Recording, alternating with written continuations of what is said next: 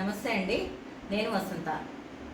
ఇప్పుడు నేను వాడేటువంటి కాయని జలాలు అంటాము. ఈ జలాలు కాయలు మృగశిర కార్తె దానికంటే కొంచెం ముందుగా వస్తూ ఉంటాయి.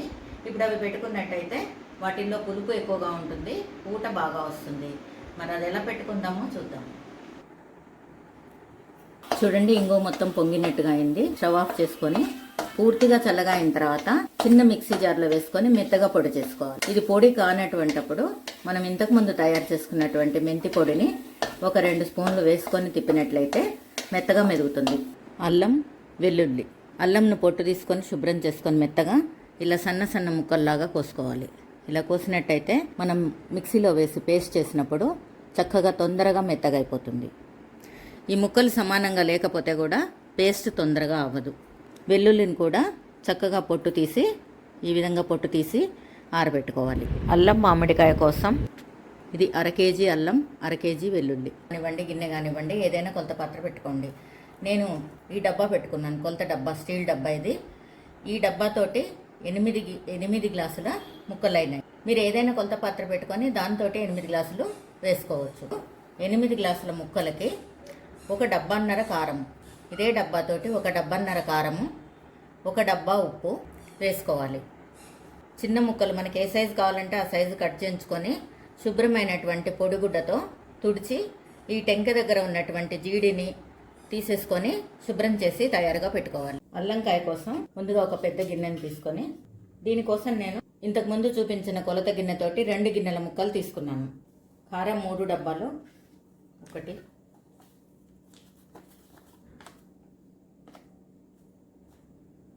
2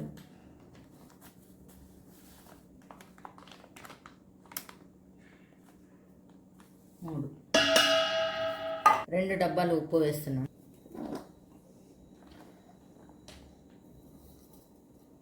రెండో డబ్బాలో నుంచి ఒక 4 స్పూన్లు తక్కువ వేశాను. అల్లం వెల్లుల్లి పేస్ట్ తయారు చేయడంలో 4 స్పూన్లు ఉప్పు వాడాను, అందువల్ల ఇక్కడ ఒక 4 స్పూన్లు ఉప్పు తక్కువ వేయటం జరిగింది.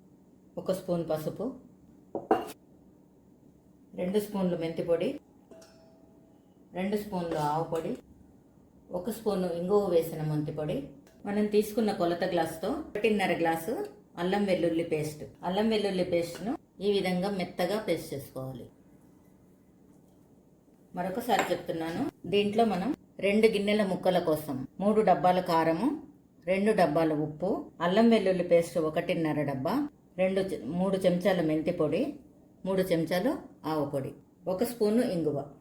ఇవన్నీ బాగా కలిసేటట్టు కలుపుకున్న తర్వాత దీంట్లో నూనె పోసుకోవాలి. 1 2 2 ముప్పావు, ఒక పావు గ్లాసు నూనె ముక్కల పైన వేయడం జరిగింది, అందుకోసం దీంట్లో 2 ముప్పావు వేశాను. మొత్తం 3 గ్లాసుల నూనె.